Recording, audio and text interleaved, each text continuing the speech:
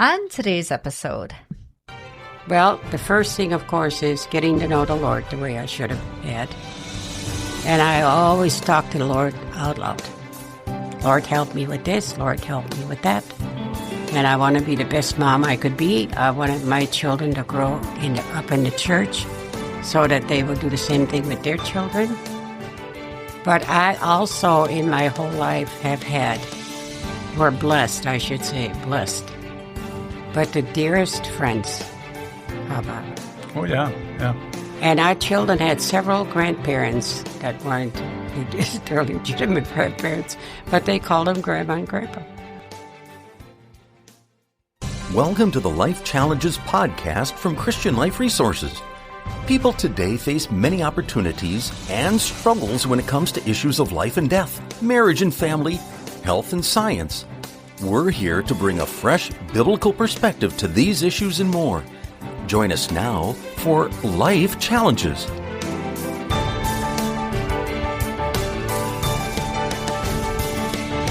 Hi, and welcome back. I'm Krista Potratz, and I'm here today with Pastors Bob Fleischmann and Jeff Samuelson. And today we have a very special episode to bring to you. We are going to be doing our Mother's Day episode, and we have a very special mom here with us today, too. Today we have Helen Fleischmann. As you might note, I know our audience is very smart and intelligent. Fleischmann is Bob's name here. So we have Bob's mom in the studio here today recording. And welcome, Helen. We're so glad you could join us today. Thank you. I'm excited to do it. Good. We particularly want to do this episode to talk about moms, and Christian Life Resources does a lot of work with families and with moms and the Home for Mothers and everything. And we really just wanted to shine a spotlight on motherhood today. And so we're excited to have you with us. I think maybe a good place to start here is just, if you want to just tell us a little bit about yourself, if you maybe knew that you always wanted to be a mom, or a little bit about your background and journey into motherhood. Okay. Well, I come from a very large family. My parents had 7 children. And the last 3 came a little later in life because my parents got divorced and then she remarried. And when we immigrated to the United States, I was 16. And my youngest brother was 1 year old, and the second one was 2 years old. And I had a 8-year-old sister. So those little boys were very attached to me, because I have loved children forever and ever. And they have both grown up to be good young men, but however, they've passed on since then. And when I met my husband, I met him shortly after I came to America. When I met my husband, it was love at first sight. He was shy, quiet. So I figured, well, that way I get to do all the talking. That was a bargain. And the second one was, we both loved children. And we talked about it. I met him at a dance. And I had 2 of my brothers with me because they were fabulous dancers. And I actually taught dancing in the Netherlands. So he walked over to us because he could hear us speaking Dutch. When we came to America, none of us knew a word of English, except maybe yes and no. So when we got together on our own, we were always talking Dutch. And he walked over to us, and I've never forgotten this. He asked me if I was Mexican. Yep. I could see that. Now, I'm lily white, not looking Mexican or anything. So I said no. I said, we're from Holland. And he thought that was the coolest thing. He asked me to dance with him 3 times. And then he brought me a flower that they were selling there. And my oldest brother was getting nervous. He said, "You're not going home with any stranger." I said, "You're right about that." Because I probably will never know what he's saying to me that I shouldn't accept or anything. But he walked me out, and then we just walked a little ways away so that we could talk to each other as best I could. And then he asked me if he could see me again. I was actually working as a nanny, taking care of children, which I loved. So I said, "Well, if you like, you can kiss me goodbye." And I heard his knees knocking. He was that shy. But then at the second meeting, we were talking like we were going to get married tomorrow morning. We were talking about, he asked, "Do you like children?" And I said, "Oh, golly, yes." I said, "I want to have 7 children when I get married." We came to our senses after 4, especially after we had Bob first. That was just an outstanding experience for me. And he was in the service, which I didn't know. He didn't have his uniform on when I met him. So I didn't realize that he was in the service. So I wasn't sold on the uniform like so many girls did. And when he came to visit us, I wanted to introduce him to my mom and dad. They were very strict that I always introduce a boyfriend to them.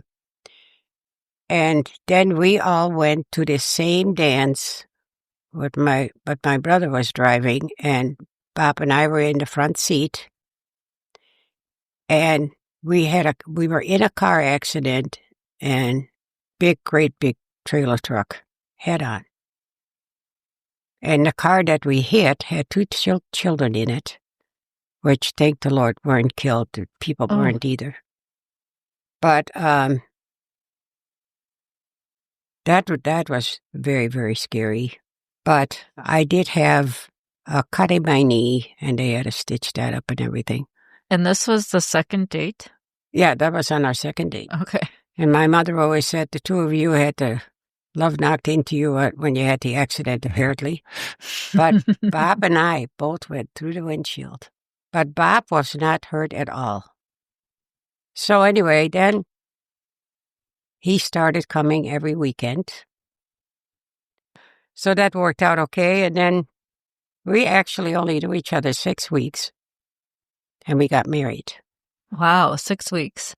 So, and thanks to my husband, I became a Welsh Lutheran life. I was baptized Catholic, but my parents never went to church. And we never had a Bible in our house.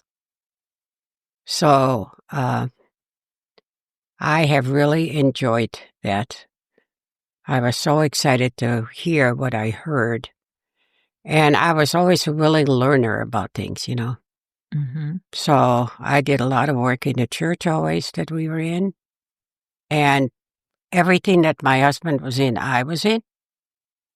And we were the perfect team. So how old were you then when you got married, and how old were you when Bob came along? Bob Jr. was 18. And you were 17 when you got married. You were 18 when I was born. So you were 17 when you got married, 18 when you had Bob. Yeah. And so he came. Then we were so excited that we had our first 3 children in 4 years. Wow. And there was a question on here, what was the hardest part of being a mom? Yes. When all 3 of them had the flu at the same time. That was the hardest. My husband worked 12 hours a day, and I was always alone with the kiddos, you know? But yeah, that was probably the worst time I ever had. And our number 2 son was a little bit of a challenge. You had to really hold your thumb on him. But I never believed in telling the kids, when Daddy comes home, you're going to get it. Yeah. I thought, what Daddy wants to come home to that? I can take care of these boys. I grew up with 5 brothers. So you grew up with 5 brothers, and then you had 4 boys. Yep. Wow. Okay, so And She was happy. unusually well equipped to handle the challenge. a boy mom here with 4 boys. Oh, I loved my boys, and I still do. I adore them all. Yeah. So you can imagine how giddy she was when I had 5 daughters. So it was a whole different world. See, and isn't that a typical Bob thing? I can show you how to do it. Yeah. So, wonderful granddaughters. We have 16 grandchildren, 16 great-grandchildren, and number 17 is on the way. Wow. A couple months. So what do you think has helped you the most in your journey as a mom? Well, the first thing, of course, is getting to know the Lord the way I should have had, which I didn't do. And I always talk to the Lord out loud. Lord, help me with this. Lord, help me with that. And I want to be the best mom I could be. I wanted my children to grow up in the church so that they would do the same thing with their children. But I also, in my whole life, were blessed, I should say, blessed. But the dearest friends, Bob. Oh, yeah. And our children had several grandparents that weren't their legitimate grandparents, but they called them Grandma and Grandpa. Yeah, I think Bob has mentioned that in the past, too, about you just taking in some people from either the church or the community into your home, and that they did kind of become like family to your boys. Oh, yeah. We have a lot of family pictures in which they're not all blood relatives. I mean, they were, Grandma Fran, Grandpa Clarence. I mean, they were widowed or single, and pretty soon they're in every picture. And I loved taking care of people that needed help. And I still do. I mean, Diane is my first concern. Yeah. I drop everything, but Bob needs me. But just to say something nice about Bob is he's the same way about us. Yeah. I just adore my family and I adore my friends. I am friends with one lady that's just all over me. And she called me this morning and she said, I'm going to bring my girlfriend over and we're going to help you get your house back in order. And my husband was a wonderful, wonderful man. And we were married 69 blessed years. And we were a team every day.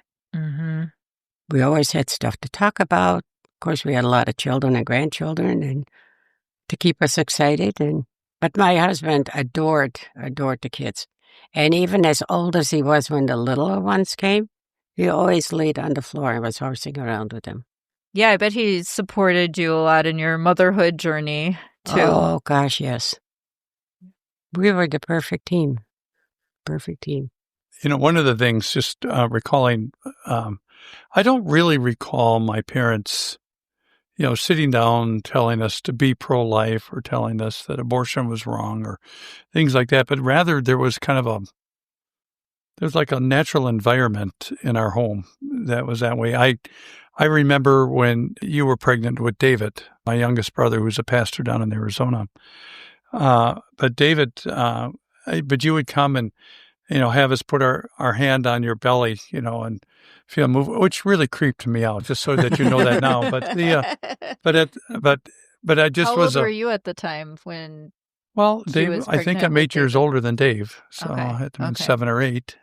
I've often said that when I present too, is that you really have to be taught to want to take the life of an unborn child, because I think every instinct is that it's miraculous, it's incredible, it's the kind of thing that gets passed down by example, unless you are minded against it. But it kind of like, I think because instinctively, and family was always big on both sides, and I know both families were hard, growing up in the Netherlands and my dad growing up in kind of rural southeast Wisconsin. They had tough lives and everything, but family always meant something. It was probably played out more than it was taught. In other words, you just presumed. That's not only a credit to the way that I think I was raised, but I think there's a message there for everybody, and that is you don't have to try so hard to teach it as much as to live it. Example. Yeah. In your story, you mentioned a few things that are not now the way they were then. And at your, I'll assume 39 years of age now, you've had the opportunity to see a number of generations of mothers, through the years. What are the things that you would just say, what you've seen that mothers today might not understand about motherhood, might not appreciate about motherhood, things that, if you have the opportunity to speak to a lot of mothers at once, or even, not yet married women or women who don't yet have children, what are the things that you'd want them to understand?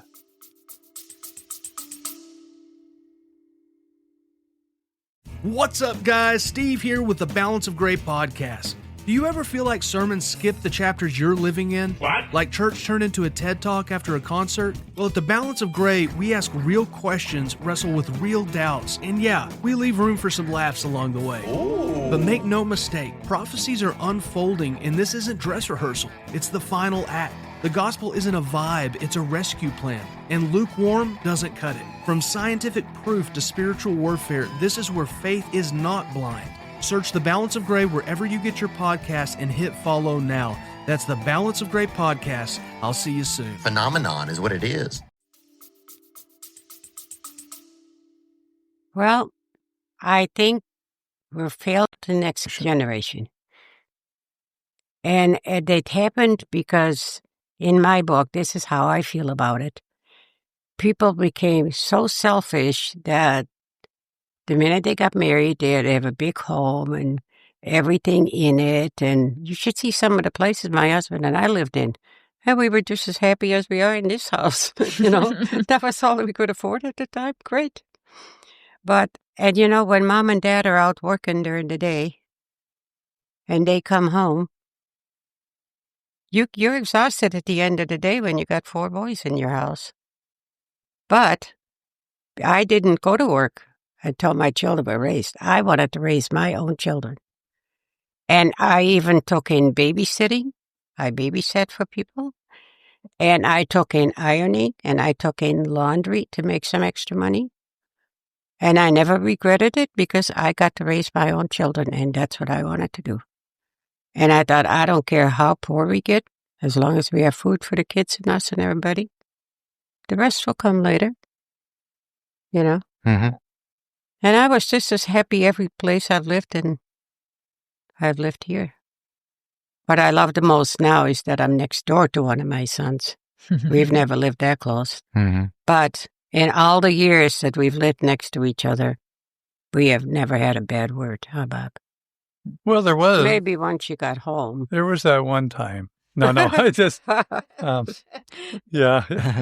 No, I mean, it works great because, well, I mean, who would have guessed that when we bought the property next to each other back in 1999, the idea was, as I said, one is I'd like you guys to put in a garden because I always remember you guys having a garden. And then I said, then as you get older, I can take care of you. And the irony is that having mom and dad next door has been pretty much the reverse. They've kind of watched over us a lot.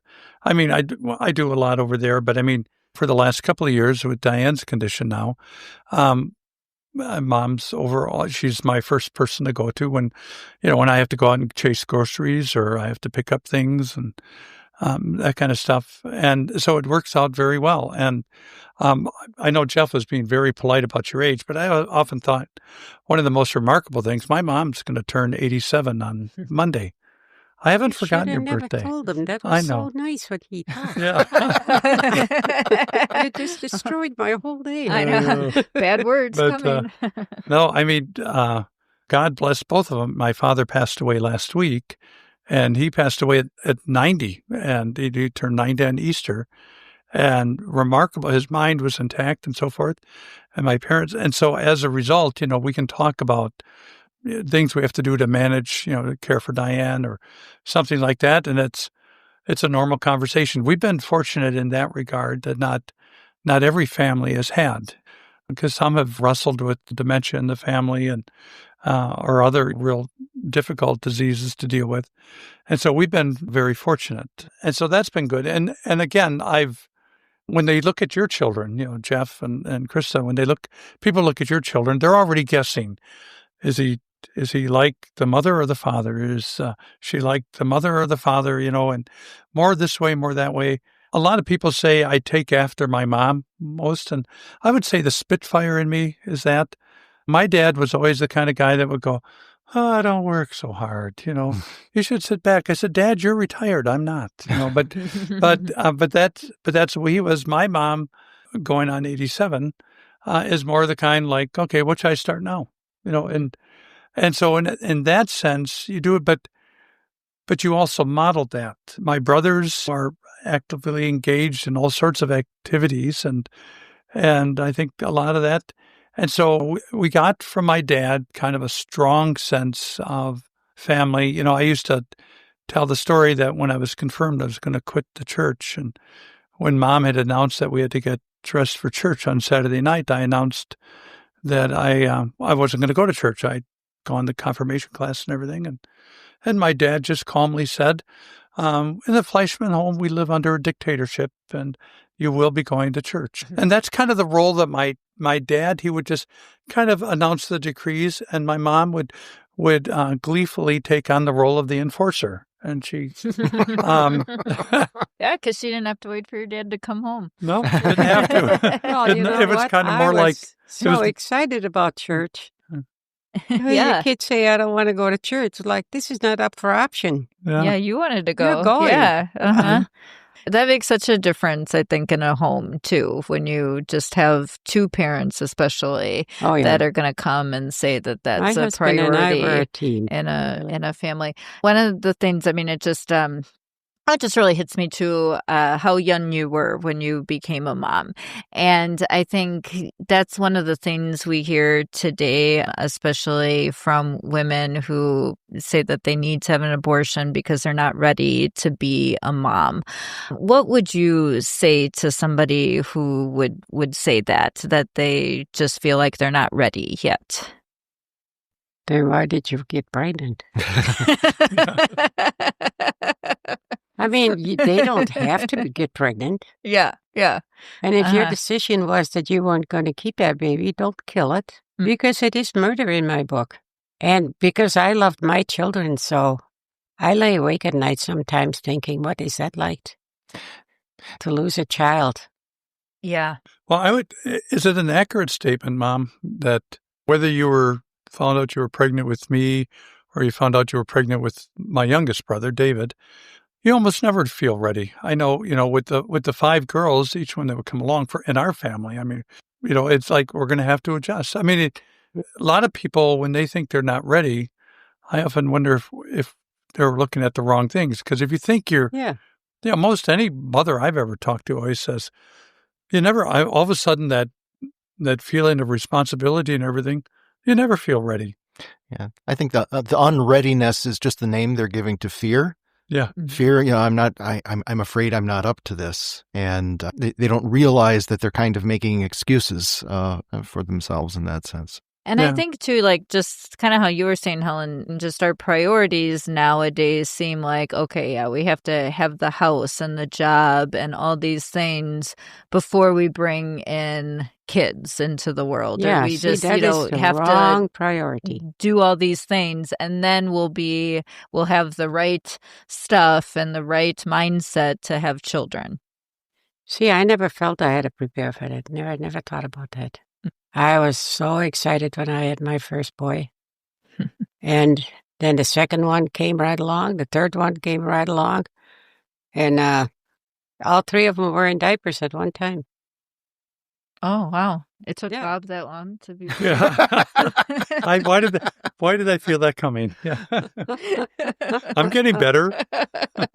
I think one aspect of why things are different today is, it's related to the media, and I'm not so much blaming it. It's just that it's so much easier for women today who might be thinking about motherhood to just have taken in this idea that everything needs to be perfect. the things that Krista was mentioning. Okay, we've already got to have the house. We can't be waiting, saving up for it. We've got to have that now and in the right neighborhood. And we got to be living where the schools are good so that when the kid gets older, he's going, all these kinds of things. And I want to make sure I've had the experiences already that will then enrich our family rather than having the family first and then having the experiences together and all of that. Oh, yeah. And of course, there are all the mommy blogs and things like that are all about, oh, this is a perfect motherhood. And so this is what you need to aim for. What advice would you give to women and mothers who really have this mentality that they probably aren't even consciously aware of, that everything just needs to be perfect? I would probably talk to them about it. Tell them how we lived. And I never thought about, I wish I had this, wish I had that. I had what I wanted, my children. And that was our first priority when we got married. Bob and I both wanted a large family. Mm-hmm. You know, what was interesting is you guys never were career-minded. I mean, my dad was a lifelong tool and die maker and so forth, and there wasn't this career aspiration, I need to keep advancing. We got to the point where you one day eventually owned your house. By the time we were moving up there, we were all in school already, and as I look back, even to the mistakes I made in child rearing, you do find yourself tricked into trying to make heaven on earth. And so you're always looking for the bigger house and the nicer job and the better career. And I want to see all the sights before this and before all that happens. And I don't ever remember that being priorities in our house. We found the pleasure in simpler things. How did your motherhood journey change from having little kids to having older children? I mean, because now you're a mom with older boys. It's kind of nice. It's like having more kids, except somebody else brought them into the world. But I love them, and I hug them, and I still have a lot of energy for a person my age. Yeah. And that's the only thing I've worked on purpose, because my husband was declining. He was 3 years older than I was. And I thought, if he's going to need me to be a caregiver, which my husband always said, you would have made the best caregiver. And he always said to me, if it gets to be too much, put me in a nursing home. I said, you will never see the inside of a nursing home as long as I'm on my feet. So yeah, the people I love, I truly love. Mm-hmm. And I must have enough to spread around because I'm loved by a lot of other people. Well, and the children and grandchildren, given a choice, would almost always go to my mom and dad first. My grandchildren that live in Iowa, when they came up to visit, they immediately, before they even said hi to us, ran over next door, to see them. I'm going to put the best construction on that and say it was a better commentary on mom and dad. It wasn't a commentary on me. Well, there's so much to love in this world. Mm-hmm. And if people would just keep their heads straight and figure out how to do that, life can be wonderful. Bob and I had a wonderful, wonderful life. And do I miss him? Oh, golly, yes. Am I sad he's gone? Oh, yeah. Mm-hmm. But I now want to be here for my children and grandchildren. I still have the strength to do it, and I want to outlast Diane so that I can help her. So I'm not selfish. If my house suffers from not getting everything done, well, sooner or later it will. Mm-hmm. Well, when you say that too about how you're willing to suffer for your health has to suffer while you take care of other people, that just really, I think it hits me, just that sacrifice aspect of motherhood. And I think, and especially in a world today where we're told that you really have to take care of yourself and self-care and is so important. Yeah. And, you you can't take care of other people if you haven't really put in the effort to yourself. Here you're saying, I'm willing to take care of other people even if myself fades. It's just, it hits differently. Well, Yeah. I think that's why God put us here. Mm-hmm. We're expected to look after each other. Yeah. Mm-hmm. The very first house my husband and I lived in was a remodeled caboose. Train cart. Yeah, it was a train car. They had made an apartment out of it. Like the boxcar children? Yeah. That's what I think. That's what we were. And the first thing I did in that apartment was they had a smoker in there. I washed all the walls in there and I helped paint it and made it look homey and clean. And my husband said, "Are all the Dutch women like that?" I go, "Yeah, they even scrub their streets every Friday." They did. They are very clean people. During the memorial service or something that we had for Dad earlier this week, I overheard you talking to somebody about how your mother, my grandma, saved your lives multiple times because she was mothering you during World War II. And I remember during COVID, my mom would say to us, "Okay, so we got to stay at home." That sure beats having to run to bomb shelters. And she remembered that. And that's what you were saying is that a number of times Grandma had to sit there and corral you guys up and get you over to a bomb shelter because there was your father had left, and you model.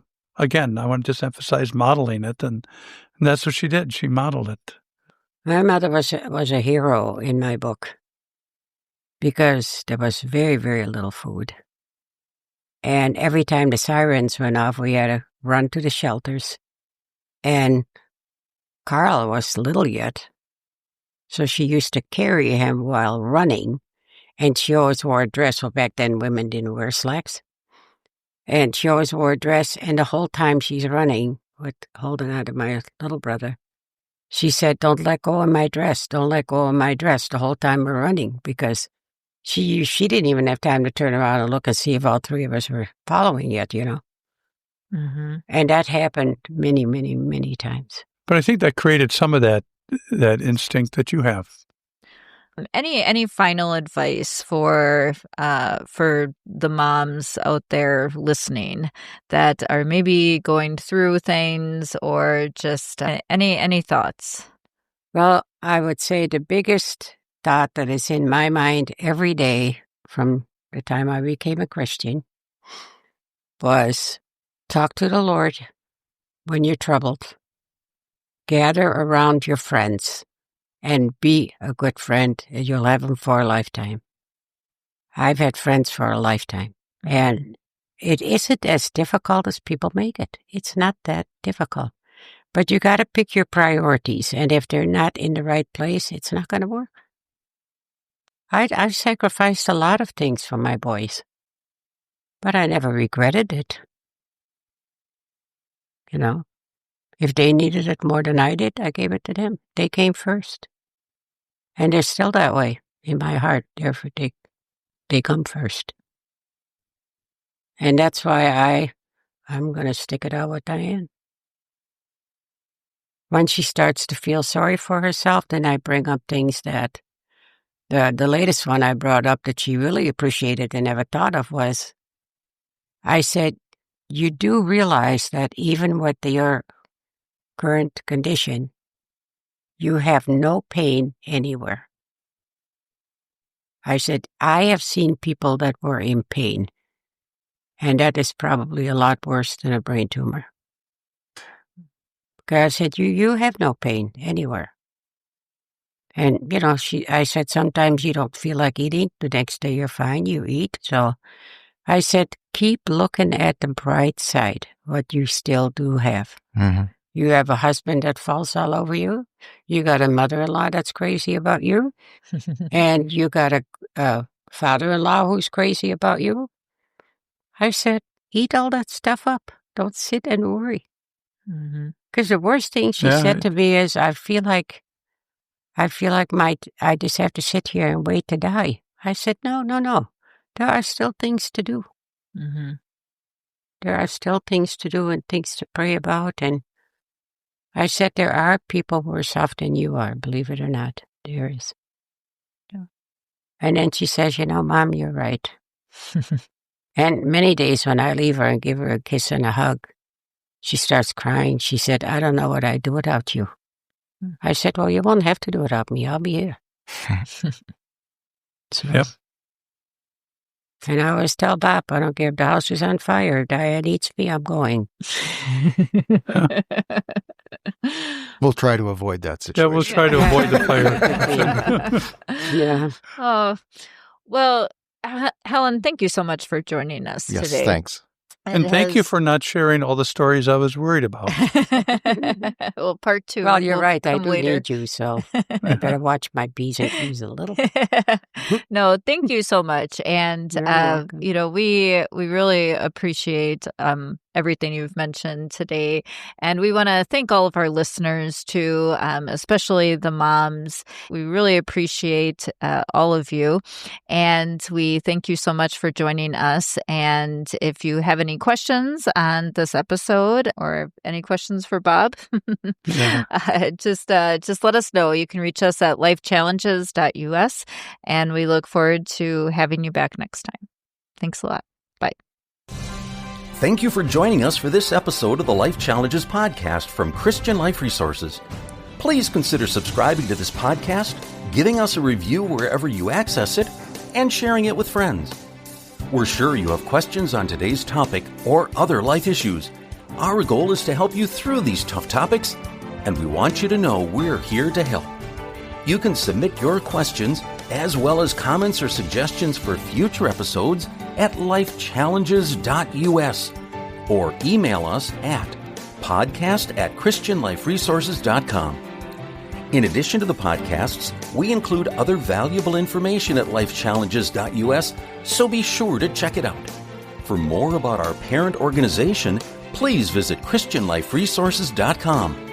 May God give you wisdom, love, strength, and peace in Christ for every life challenge.